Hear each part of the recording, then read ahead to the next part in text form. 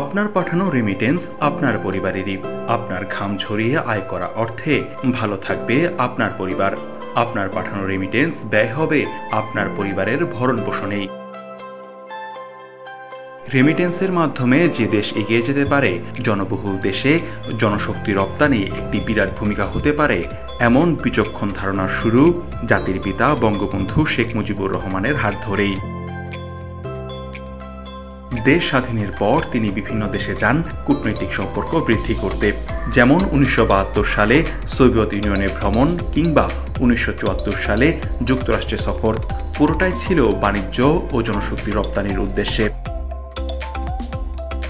তার দেখানো পথেই 1976 সালে প্রথম 87 জন কর্মীকে বিদেশে কর্মসংস্থানের জন্য পাঠানো হয়।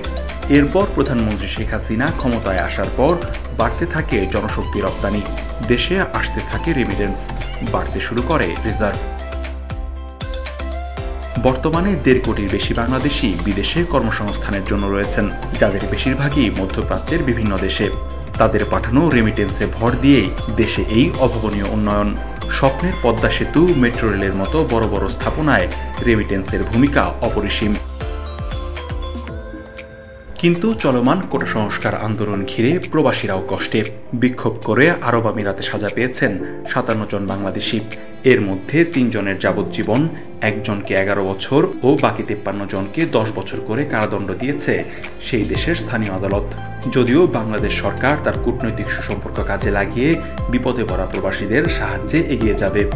অন্য দেশগুলো সরকারের বিরুদ্ধে বিক্ষোভ করতে মানা করছে প্রবাসীদের। এভাবে চললে বিদেশের মাটিতে প্রবাসীরা বিপদে পড়তে পারেন।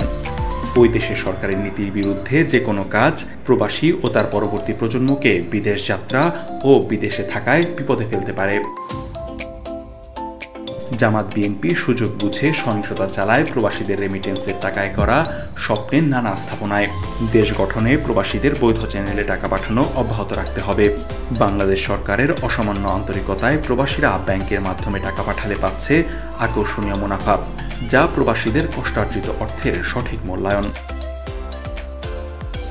প্রবাসী ভাইয়েরা কি জানেন, হুন্ডির মাধ্যমে টাকা পাঠালে থেকে যায় বড় ঝুঁকি। এটি কখনোই স্থায়ী সমাধান নয়। যে কোনো সময় একজন প্রবাসী হুন্ডিতে টাকা পাঠিয়ে বিপদে পড়তে পারেন। ব্যাংকই একমাত্র নিরাপদ সমাধান। এছাড়া হুন্ডির মতো অবৈধ পন্থা ইসলামে গ্রহণযোগ্য নয়। এটি সম্পূর্ণ ইসলাম বিরোধী, অর্থাৎ হারাম।